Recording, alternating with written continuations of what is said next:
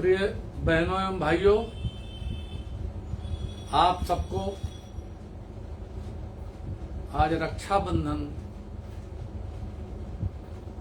के इस पवित्र त्योहार पर विशेषकर अपनी बहनों को बहुत बहुत बधाई, भाइयों को भी बधाई कि ये आज का त्योहार दुनिया में ऐसा विशिष्ट त्योहार है, अपने तरीके का त्योहार है कि जिसमें बहन और भाई के बीच एक धागे का रिश्ता, इतना पवित्र रिश्ता कि वो कलाई पर जो धागा बांधती है और अपने भाई के दीर्घ जीवन की कामना करती है और भाई भी बहन को इस बात का मन ही मन आश्वासन देता है, कहता है कि मैं आपके लिए हर तरीके से खड़ा रहूंगा। बताते हैं कि तमाम लड़ाइयां हुई, तमाम बहनों को जब किसी की जरूरत पड़ी तो जब पुकारा, कोई जरूरी नहीं है कि उस सहोदर भाई आया हो, सगा भाई आया हो, जो भी आया वो भाई। हम लोग भी अपने जीवन में, हमारी भी बहुत सी बहनें हैं, मुंह बोली बहनें हैं। जब मैं भाषण कर देता हूं कि कोख से तो नहीं पैदा हुए हम लोग, सरता भदौरिया और भी तमाम लोग हैं जो बहनें हमारी, लेकिन मानना और ना मानना ये अपना स्वयं का काम है। इसलिए दोस्तों, बहन जिसको मानो और जरूर मानो, वो गोस्वामी तुलसीदास जी लिखते हैं कि जननी समझानहु पर नारी, धन पराव बिस्ते विष भारी। तो जननी तो उसको मानोगे जो बड़ी होगी, उम्र में बड़ी होगी, लेकिन बहन जो उससे छोटी है, आपसे उम्र में छोटी या बड़ी, जो बहन का रिश्ता है वो एक इतना अद्भुत रिश्ता है।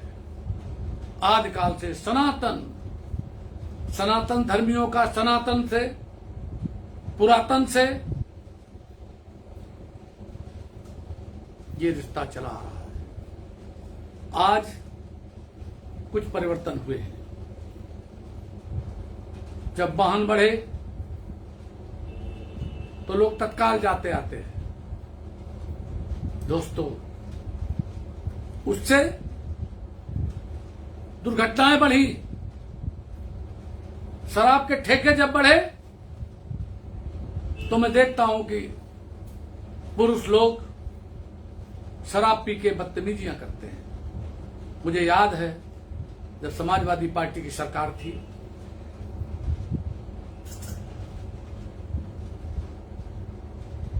कन्नौज जिले के शौरी थाना के अंतर्गत हवेलिया गांव के पास आज ही के दिन एक्स मिलिट्री मैन जगरूप की बेटी आ रही थी शौरिक के पास से। रास्ते में दो शराबियों ने मोटरसाइकिल से जाकर के और उस लड़की को लूट लिया। तो उसके भाई ने सिर्फ इतना कह दिया लड़कपन में कि हमने तुम्हें पहचान लिया है। तो उसने इतने उनके पर मोटरसाइकिल चढ़ाई कि छोटी बच्ची वहीं खत्म हो गई थी और लड़का और उसके दोनों जांघों के बीच इतनी ज्यादा चढ़ाई थी मारने के उद्देश्य से। भाई वे जो घायल अवस्था में थे, थाने ले जाया गया और मोटरसाइकिल एक्सीडेंट का मुकदमा लिखा गया था। बाद में जब हम लोग गए तब वो 304 में परिवर्तित किया गया था। दोस्तों, मैं किसी पार्टी के खिलाफ नहीं बोल रहा, लेकिन मैं गुंडागर्दी के खिलाफ बोल रहा हूं।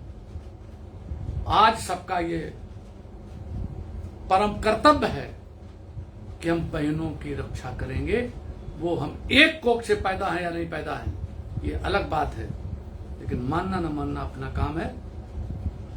कोई कुदृष्टि डाल रहा हो, कोई रास्ते में उनको परेशान कर रहा हो, कहीं आप जा रहे हो, किसी की भी बहन बेटी आपकी अपनी बहन बेटी है। आज के इस मुबारक मौके पर, इस त्योहार के मौके पर, मैं सतीश पाल, जब मैं मंत्री रहा तो भी मैंने ऐसे बहुत से काम किए थे दोस्तों।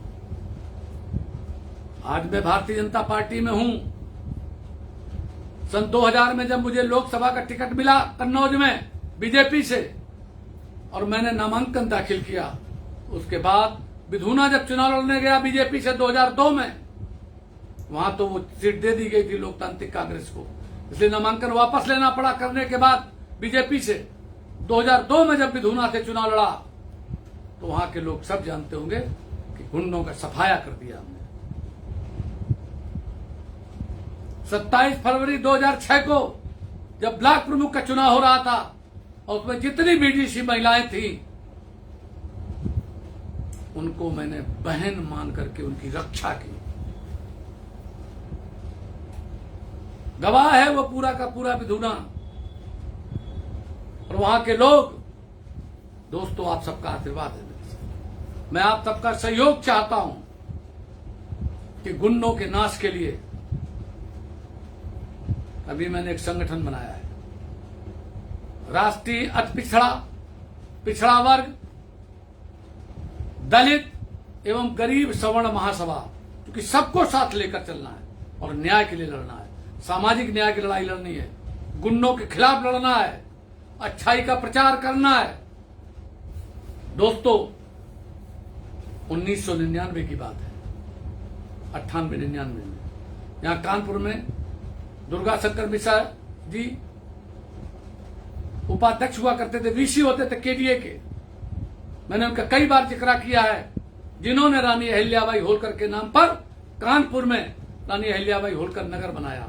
आज मैं अगर इस मुख्य सचिव के रूप में 2 बार एक्सटेंशन मिलने के बाद, किसी को एक बार मिल जाए तो मुकदमेबाजी होने लगती है, कोई कभी उफ नहीं कर पाया, कोई चार्ज नहीं लगा पाया, वो यहां रहे। और रिटायरमेंट के बाद भारत सरकार के सचिव पद थे, इसके बाद यहां बनाया गया था। उनका आज मैंने ट्वीट पढ़ा तो मुझे बहुत सी चीजें मालूम हुई कि दुनिया का अद्भुत ये त्योहार है। दोस्तों, वो जब उपाध्यक्ष थे और ऑस्ट्रेलिया जा रहे तो मैं उनको स्टेशन पे छोड़ने गया, तब उन्होंने मेरे गले मिलते हुए मेरे कान में कहा था कि सतीश, बुराई से लड़ते रहना। मुझे बहुत अच्छा लगा। मैं आज तक लड़ रहा हूं और वो भी रिटायर होने के बाद लड़ रहे हैं और खूब करेंगे काम। रिटायर में उनको नहीं कह सकता, इसलिए कि रात दिन काम करते हैं, आगे भी काम करेंगे, देश की सेवा कर रहे हैं। दोस्तों, आप सबसे मेरा अनुरोध है कि बुराई के खिलाफ लड़ने के लिए राजनीति में आगे आओ। अभी प्रधानी का चुनाव होगा, बीडीसी का चुनाव होगा, जिला पंचायत का चुनाव होगा, ब्लॉक प्रमुख का चुनाव होगा। इन सब चुनाव में अच्छे लोग चुन करके आवे। शराब के ठेके तो बंद नहीं हो रहे क्योंकि ये सरकारों की मजबूरी होती है, लेकिन मैं चाहता हूं कि समाज से शराब बंद हो जाए, नशा बंद हो जाए और भारत जैसे सोने की चिड़िया था, भारत के लोग तंदुरुस्त थे, भारत के लोग यशस्वी थे, ये ऋषियों मुनियों का देश है। दोस्तों, आज हम लोग इस रक्षाबंधन के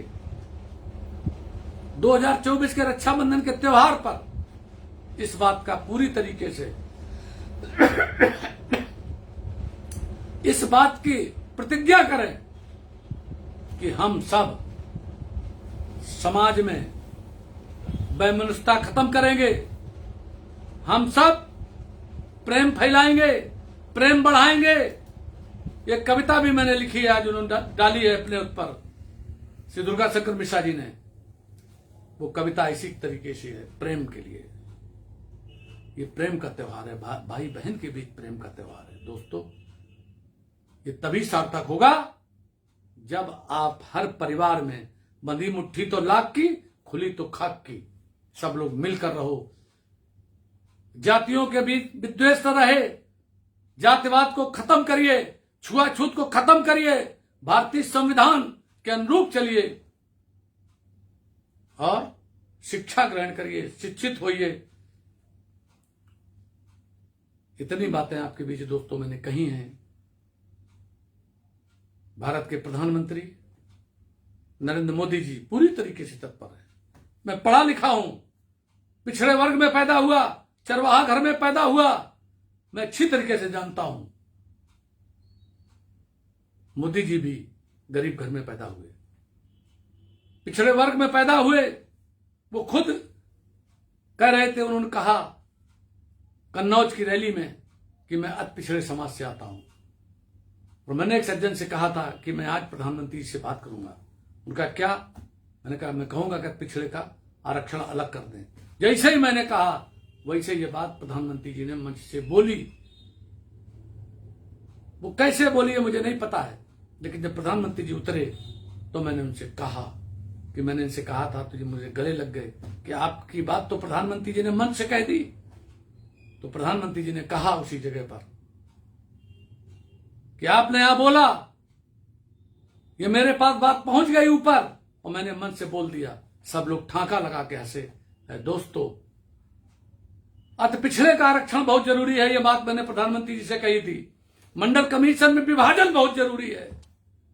और ये जो क्रीमी लेयर की बात है, मैं कहता हूं कि एक बार जिसको मिल गया आरक्षण, वो आईएएस हो गया, आईपीएस हो गया, बड़ा अधिकारी हो गया, पैसे वाला हो गया, तो उसके लड़के को आरक्षण की क्या जरूरत है?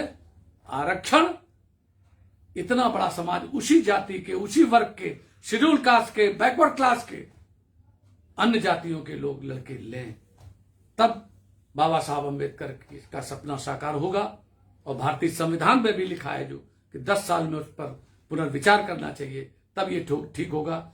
ये हमारा जो संगठन है, राष्ट्रीय अति पिछड़ा वर्ग, दलित एवं गरीब सवर्ण महासभा, इसके लिए लड़ाई लड़ेगी। क्योंकि गरीब सवर्णों के लिए मैंने बहुत लड़ाई लड़ी थी, उनको 10% आरक्षण मिला है। अब गरीब सवर्णों को मैं जोड़ करके अपने आरक्षण की लड़ाई लड़वाऊंगा और साथ में कोई बेईमानी गरीब सवर्ण के बीच न कर सके। और ईडब्ल्यूएस का गलत कोई सर्टिफिकेट बनवा करके तहसीलदार को मिला करके उनका शोषण न कर सके, उसके लिए लड़ाई लड़ना है। बहुत बहुत धन्यवाद आप सबको, आज की बहुत बहुत बधाई और लड़ाई के लिए तैयार रहिए। बहुत बहुत धन्यवाद सबको, बहुत बहुत नमस्कार।